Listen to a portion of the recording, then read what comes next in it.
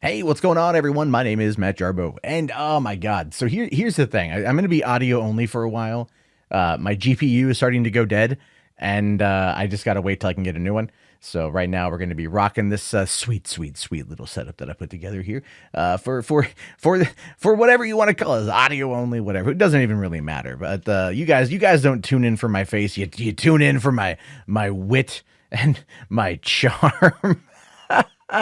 But speaking of wit and charm, let's talk about some people who don't have any of that. And that, of course, is the SJWs, right? I mean, look, not all social justice warriors are terrible, bitter, cynical, hateful people. Just a lot of them. A lot of them are like that, especially when they go against their own, when they start to eat their own tail, if you will. Because what we found out the other day is that Blizzard decided that not only was Tracer going to be an LGBT character in Overwatch, but they were going to announce that Soldier 76 also happens to be a fan of Dorothy. And there's nothing wrong with that, right? There's nothing wrong with that at all. But apparently, to those people that are the most progressive, the most woke mofos out there, it's not enough. According to well, I would say it's pretty apt named Screenrant has this article here titled "Blizzard reveals that Soldier 76 is gay, but it isn't enough."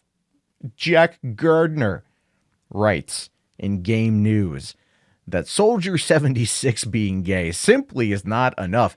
I don't quite know what that means, but we're on this journey together. Let's find out, shall we? In a recently released story, Blizzard revealed that everyone's favorite gruff Overwatch dad, Soldier 76, has a boyfriend or had a boyfriend in his younger days. The short stands as a well-written revelation, subtle and elegant. For many people, that's enough to celebrate. However, Blizzard can and should be doing so much more to bring the LGBTQ community into their games. It's also somewhat suspected this reveal comes close on the heels of the Ellie controversy, in which pro players conspired supposedly as a quote-unquote social experiment to elevate a young woman to professional Overwatch team. Well, okay, let's kind of take that into account for a moment, huh? Let's take that into account here. So what we're looking at here, what we're seeing here, guys, what we're identifying is that Blizzard wrote a short story. And the short story basically says, "Hey guys, Soldier 76 had a boyfriend back in the day," and a lot of people are actually okay with this. A lot of people are actually pretty happy about this. When the news dropped that he was maybe a power bottom, they definitely were on board. But I don't quite know why they're upset with this particular reveal. I understand the concept of maybe wanting Soldier 76 to run into battle rocking a rainbow flag. Sure, fine, I understand that. But when a person is identified by their sexuality, not their personhood, I think that does ultimately a disservice to that person or to that character, to that entity. If you are simply relegated down to what you like to rub your genitals on, I think that just hurts you. If I'm being fair, if I'm being honest, it just hurts you. So of course, it's never going to be enough. But it says here, the actual announcement itself came in the form of a short story called Bastet, posted online by Blizzard. Bastet follows the exploits of a healer sniper, Anna Amari, as she encounters Jack Morrison, aka Soldier 76, while attempting to assassinate a brutal dictator in Cairo, Egypt. The story, penned by Overwatch's lead writer Michael Chu, manages to convey quite a bit about the two Overwatch heroes, and even a little bit insight into the tortured Reaper in just 14 short pages. However, there's a wider context to everything in life. If we take that context into account, the release of this story and the way Blizzard handles the LGBTQ reveals in such an ancillary manner, it could be handled better, more proactive manner than they've been up until now. Proactive manner. What do you want? What do you want? You want a big reveal? You want an animated short film of the first time Jack Morrison went tip to tip? Do you want a docking video series where him and his boyfriend were just experimenting with foreskin? I mean, what do you want? Why not let the character be the character? A person doesn't need to be boiled down into that specific trope. And it's a trope at this point. It really is a trope. Let the character be a character. Hardcore Call of Duty type Soldier 76 in Cairo, Egypt to take out an evil, brutal dictator. But it's more interesting that he likes to hook up with dudes. Not really, to be honest with you. We live in a day and age where gay marriage has been accepted by the Supreme Court for quite some time. I think what, 2013, right? 2013 since that's been a thing. So it's been legal for half a decade now, right?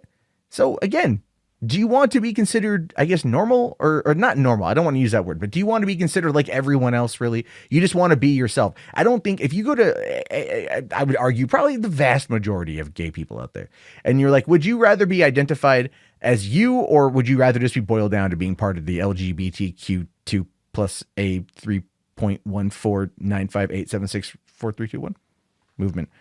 And a lot of them are going to sit there and go, yeah, no, I'd rather be known as me, Bob the plumber. You know, like that's what it boils down to. That's what it boils down to. But no, they can't let that be the case. They can't let that be the thing. Now, it does go on to say here that the reveal that Jack Morrison had a boyfriend back in the day leaves a lot of unanswered questions, especially since the story itself isn't actually about the relationship. Yeah, it's about him killing a brutal dictator. The moment comes and goes, receiving about a page and a half of Bastet's already limited run. Anna and Jack take a moment to reminisce over some old photographs, and Anna stumbles onto a weathered picture of a young Jack with his arm around a dark-haired man named Vincent. Even with that visual in lines like, relationships don't work out so well for us, do they? Readers have wiggle room for interpretation of the scene. Fans had so many questions that the writer of the piece, Michael Chu, took to Twitter to confirm that yes, Jack Morrison is a gay man. See, ambiguity to a character's sexuality, that can't happen anymore now, can it? No, of course not. You can't be ambiguous in regards to discussing this person's sexuality. Hey, look, is it anyone's real business? Of course not. Of course not. Do you walk, the people like the Jack Gardner, the guy, and I'm pretty sure that's like a pen name. You know, does he walk up to everyone on the street, put a pen on their face? Are you a homosexual? Do you like to suck dick? So that's what it feels like. It does. That's what it feels like. And it feels like this guy is just completely upset about the stupidest crap on the planet. But he goes on to say here, to be clear, it's a big deal that Soldier 76 is romantically attracted to men. It represents a lot to the LGBTQ community who play the game, while also standing as a really awesome piece of character development. It's a great full stop. The problem comes into focus when we take a step back and realize that a huge portion of the fan base, the console players, never see the one piece of story content that depicts Soldier 76 as being gay.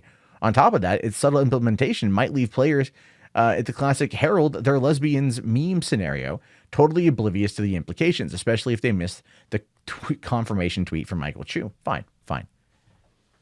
You want him to be hit in the face with a salmon. I get it. I get what he's attempting to say here, but let's be realistic. Let's look this at the thing. To Jack Gardner yourself, sir, I don't know if you are straight, if you are gay. Or if you're ace, I don't give a shit. One way or the other, I don't care about what you like to do in the comfort of your bedroom, provided it's legal, consensual, and everyone there is signed an NDA. The point is, I don't care. And you shouldn't either. And most people don't. I understand in 2018, 2019, representation matters, and I'm not against representation. Michael Chu implementing this particular line of this passage into the short story, it opens up the door for interpretation. Even with the confirmation tweet, it opens things up. Because, yeah, we don't know more about the character. And so what you should do, instead of attacking Blizzard for how they portrayed this, what you should do is write a piece asking that Michael Chu, the lead writer in the Overwatch series, go through and actually depict their relationship then. But here's my question, and this is, again, just a general one that I have. If Michael Chu is a straight man, how many, or how long, really, until people come to attack him for writing gay characters? You don't know the struggle of what it's like to be LGBTQ plus 3 equals 5. You don't know that, sir. How dare you write this experience that you have not yourself lived? That's next. And you all know it. You all know it. And that, my friends, is probably why the left is going to ultimately win the culture war, or already has won the culture war. It's never good enough. And that's a problem. But I leave it to you. I leave it to you. If you made it this far, I really hope you guys have. You pop your comments in the chat. You leave your thoughts, your opinions. I'm eager to hear them. Hopefully, I'll be able to get a new graphics card here sometime in the near future and be able to go back to video. But in the meantime, enjoy the audio. Let me know if you like this backdrop. I can change it, but I think it's pretty dope. And I'll talk to you all later. Have yourself a fantastic day. Go play Overwatch, play Soldier 76, and just imagine the rough, gruff sex with or don't. I don't care. Play the game, enjoy it, or don't. It's up to you. I mean, Jesus. I'll see you guys later.